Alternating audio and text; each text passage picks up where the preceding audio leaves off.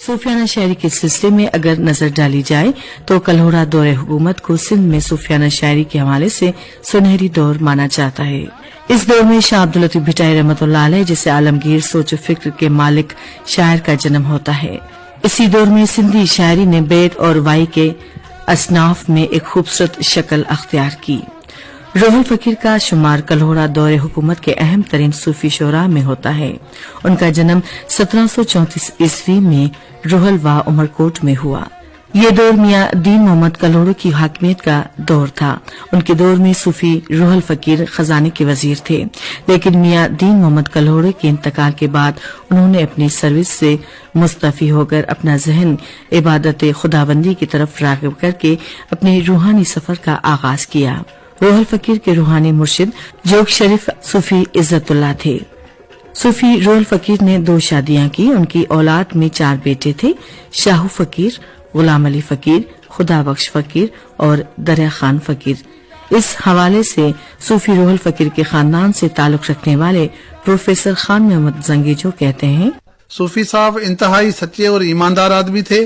रूहानी तौर पे उनका तहल्लुक जोग शरीफ से हजरत सूफी इज्जतुल्लाह सूफी उल कादरी से था।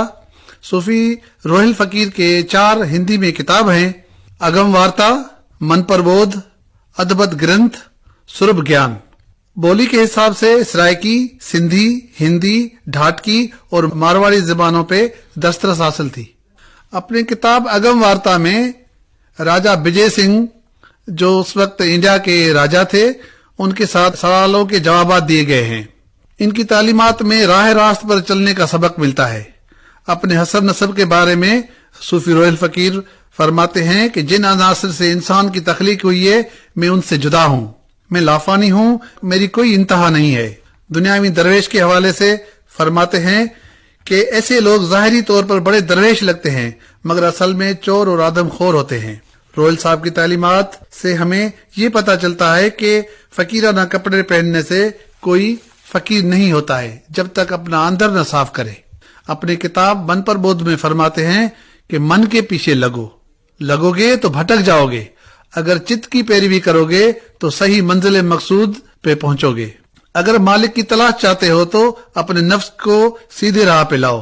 रोहिल साहब कहते हैं कि अपने मन को दौलत माया की तरफ माइल नहीं करो, अगर माया की तरफ जाओगे तो भटक जाओगे। सूफी रोहिल साहब 5 चीजों से हमें मना करते हैं। कहते हैं काम, क्रोध, लोभ, मोह, अहंकार, ये 5 ऐसी चीजें हैं जिनसे इंसान को दूर रहना चाहिए। काम का मतलब बेगानी औरतें, क्रोध का मतलब लड़ाई, लोभ का मतलब लालच और मोह का मतलब अपने खानदान, माँ बाप और कबीले के साथ सिर्फ प्यार करना, अहंकार, तकबर। इन चीजों से बचने के लिए रोहिल साहब ने हमें अपने तालीमात में इनका जिक्र फरमाया है। रोहिल साहब का एक हिंदी में आपको शेर बताऊंगा। जिस घट प्रेम न संजरे वो घट जान मसान, जिस घट प्रेम न संजरे वो घट जान मसान, जैसे खाल लोहार की सांस लेत बिन प्राण। सूफी रोहल फकीर सफीर भी मुकर्रर हुए। इस दौरान वो जैसलमेर भी गए, जैसा कि उनकी मातृ जुबान सरायकी थी, लेकिन सफर के दौरान उन्होंने ढाटकी, मारवाड़ी, हिंदी जुबानें भी सीख ली। सूफी रोहल फकीर अपने रूहानी सफर मुख्तलिफ इलाकों से करते हुए खैरपुर रियासत में सकूनत पजीर हुए और उनका इंतकाल 1804 ईस्वी में हुआ। इस हवाले से नामवर शायर अदीब दानिश्वर मंसूर मीरानी कहते हैं, रोहल फकीर एक बड़ा नाम है।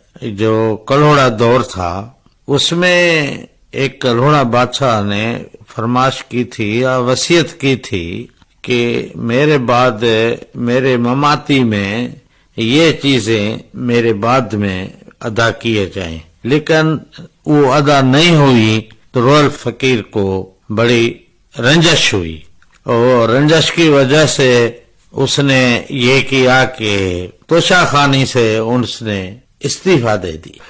तो वे सफर पे निकले और उसके एरिया में वो गया सफर पे, जिसमें कई बुजुर्गों से वो मिला, सूफियाना बुजुर्गों से मिला, उससे तालीमात हासिल की और खुद भी तालीमात दी, जिसमें खास तौर पर रोहल रोय मशहूर जगह है, अब भी इसी नाम से मशहूर है थर के इलाके में। रोहल रोय تو وہاں سے آیا، پھر جیسلمیر اسی علاقوں سے گزرتا ہوا اور بہت بڑا سفر کیا اس نے اپنی زندگی میں، اور یہاں آیا خیرپور میں اپنی زندگی میں. پھر یہ کنڈڑی کا کلتار جو بولتے ہیں، اس کی معنی یہ ہے کہ جو کنڈے والا درخت ہے اس کے قریب جب اس نے دیکھا کہ یہ تکلیف دہ درخت ہے، ان کے قریب اپنا گاؤں قائم کیا. اس لیے اس کو ایریا کے لوگ کنڈڑی کے کلتار کو بولتے ہیں. اس کی صوفیانہ سلسلے کی ویسے تو بہت بڑی چیزیں ہیں، لیکن جو اس نے اشعار ہے اس میں فارسی، ہندی اور دیگر زبانوں میں ہے، سندھی میں ہے، سرائکی میں ہے. لوگ آنکھیں دے روحل بلیندہ، کوئی آنکھیں ذات زنگے جا. نہ میں روحل بلیندہ، نہ میں ذات زنگے جا. یہ کوئی بیا آدم سر الہی ہے. عشق و علم کے متوالوں کے لیے روشنی اور رہنمائی کا سبب بنا ہوا ہے. ہر سال کنڈی ضلع سکھر میں ان کے سالانہ عرس مبارک کے موقع پر بے شمار عقیدت مند دیس پردیس سے آ کر ان کو سلام پیش کرتے ہیں، اور صوفی کلام کی مختلف محفلیں بھی ہوتی ہیں. ادبی کانفرنس میں ادیب شعراء ان کو خراج عقیدت پیش کرتے ہیں. تحریر محمد کاشف چنا، راوی رخسانہ میرانی، ریکارڈنگ اور ایڈیٹنگ سید بشارت حسین، پروڈیوسر